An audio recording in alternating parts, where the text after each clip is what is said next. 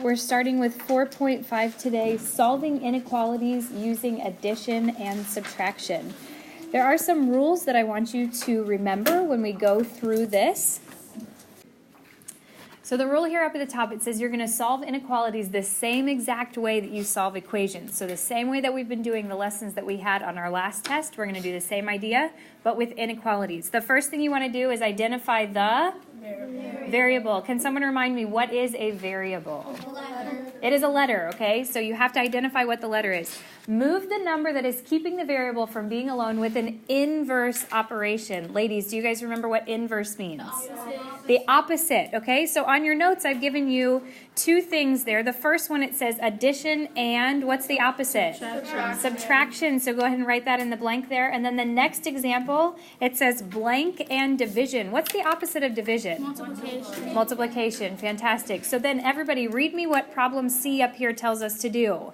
What you do to one side. All right, we've got to do it to the other side. So remember, we've got to be fair to both sides on the opposite sides of that inequality symbol.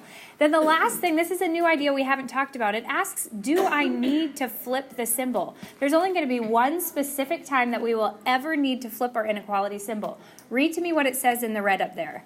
If the last thing you do is multiply or divide by a negative number, you flip the sign, okay? And we'll talk about that when we get to problems that need us to flip the sign. All right, so here we go. We're going to use those steps to solve the inequality. The first thing I want you to always make sure is that your variable is on the left-hand side of our inequality symbol. Is the variable on the left of the inequality symbol, yes or no? Yes. Yes, it is. So we're ready to go. Taylor, help me out with this one. First off, identify the variable. What is not allowing the x to be alone? What's the opposite of subtract by 5? Add by 5. Class, what you do to one side? You've got to be fair and go ahead and do to the other. Okay, Hunter, what happens to my negative 5 plus 5? It crosses out and you would bring down the x. That is correct. Now here's the one thing that's different from last time. What sign did we used to have right there in between the two things? An equal sign. What does this one say? Less than. So you need to drop down your less than sign. You want to drop it right down underneath so that it stays neat and your work is organized, okay? Now going over here on the right hand side, anybody who's wearing pants today, what is negative 3 plus 5? 2. Okay, it is positive 2. So that is our answer. We're going to go ahead and box it in. Is there anyone who remembers how to graph an inequality? Nehemiah, whenever I draw my line, how many points are we going to put on it? I know the answer. 3 points, okay? Janet, what number goes in the middle? A 2. Nikki, what is 1 less than 2? 1 less than 2 is 3. 1 less than 2. See, you always correct me on this. That's 1. It is a 1. And then what's more than 2? 3. All right, help me with this, Madison. Is this going to be an open circle or a closed circle?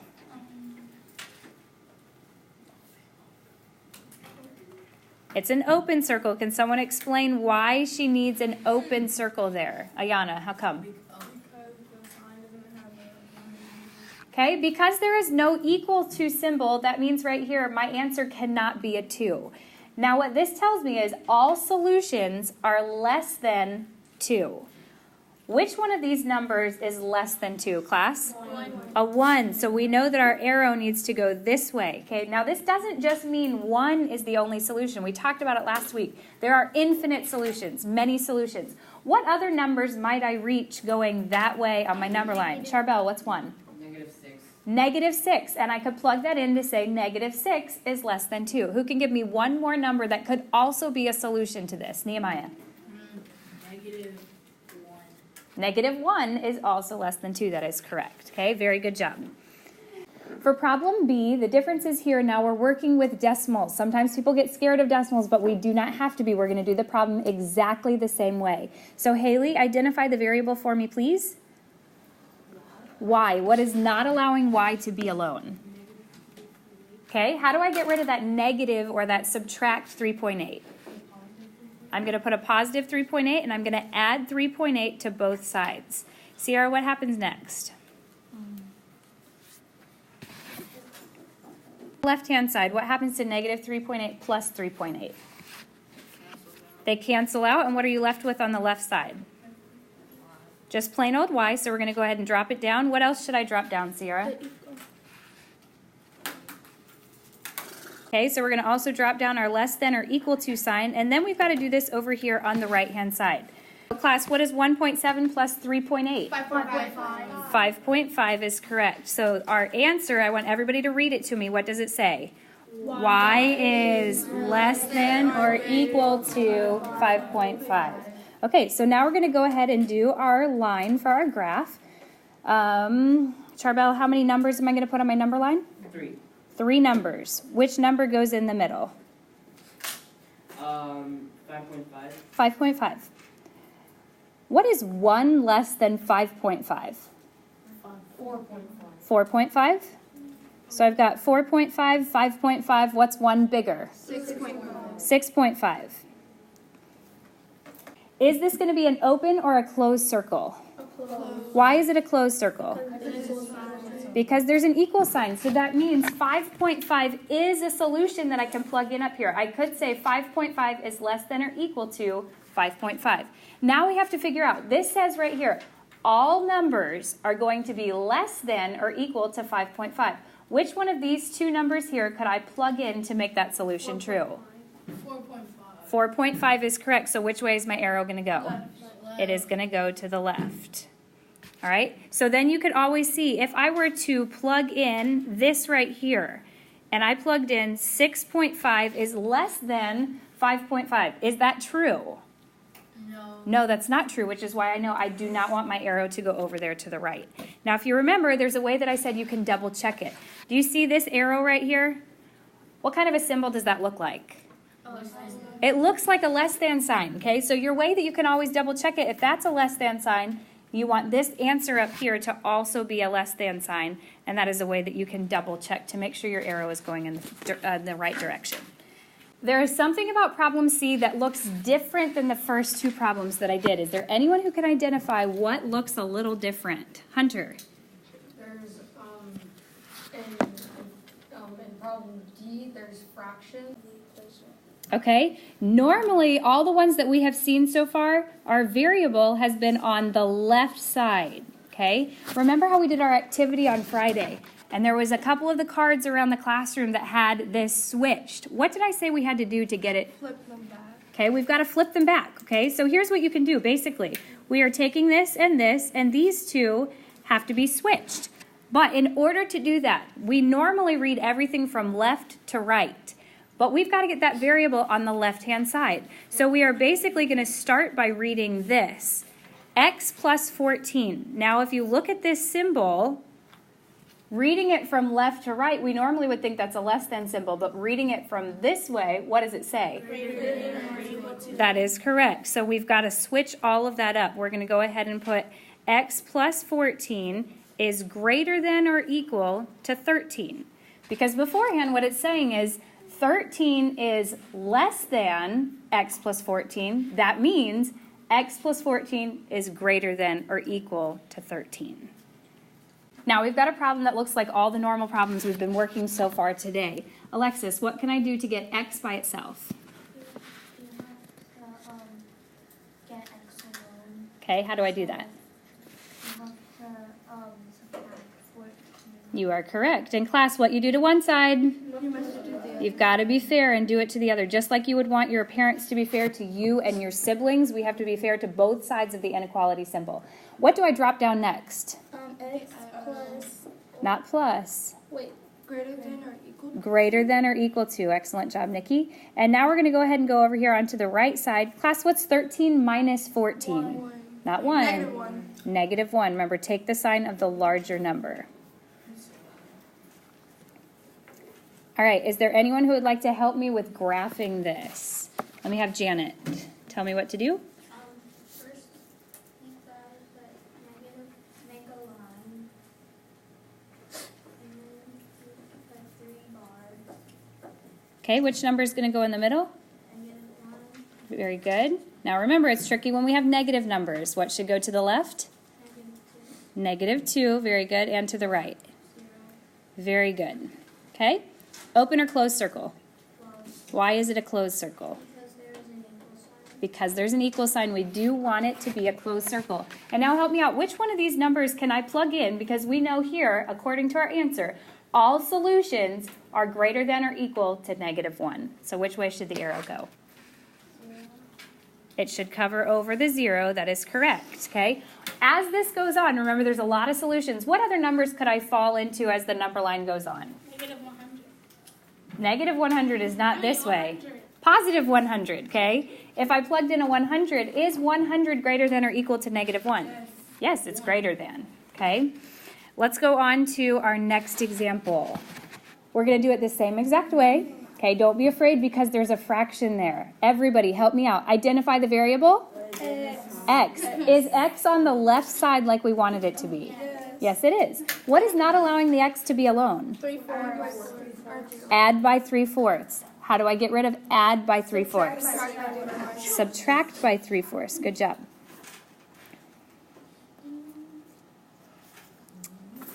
Harmony, what happens to 3/4 minus 3/4? It cancels out. And Madison, what am I left with on the left side?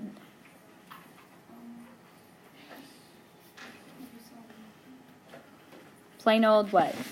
Plain old X. Cameron, what sign do I need to drop down? The greater than. Very good.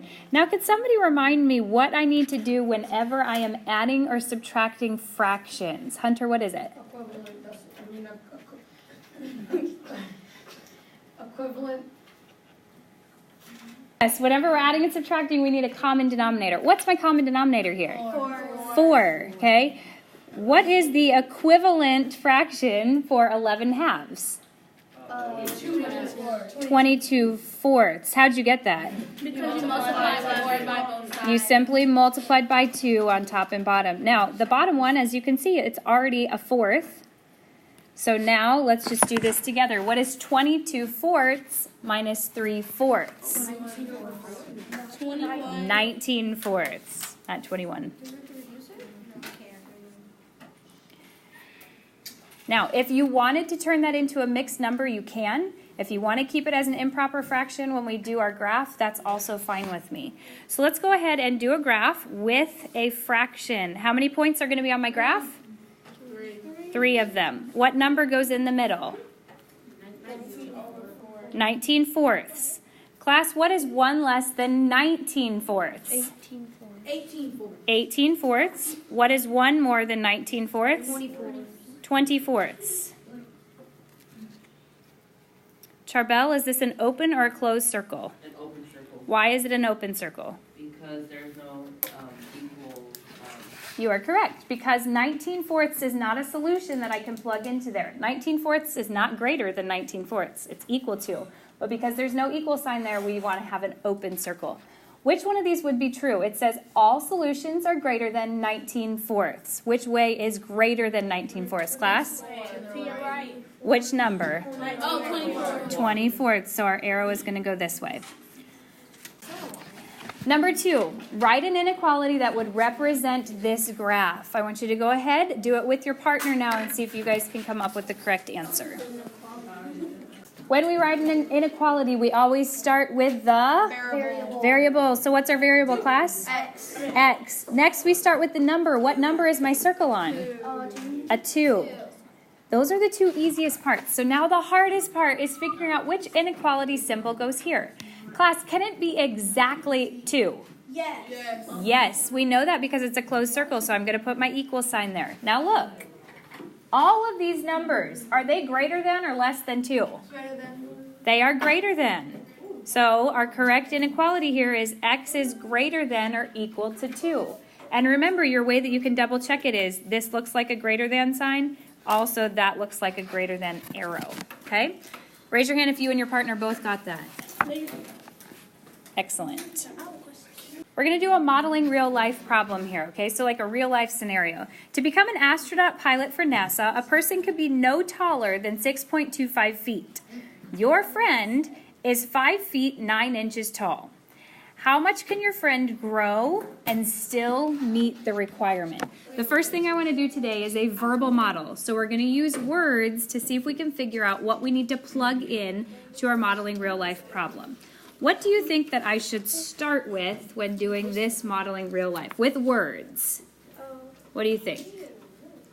You're kind of The first thing that we're going to write down that we're going to start with is the current height. That means how tall your friend currently is. Now remember, a verbal model, we're just using words. In just a minute, we'll plug things in. Now, if your friend is growing, what sign do you think we should plug in for growing? Plus. You're getting bigger. You're growing taller. We're going to add. Next up, we're going to add in the amount your friend can grow.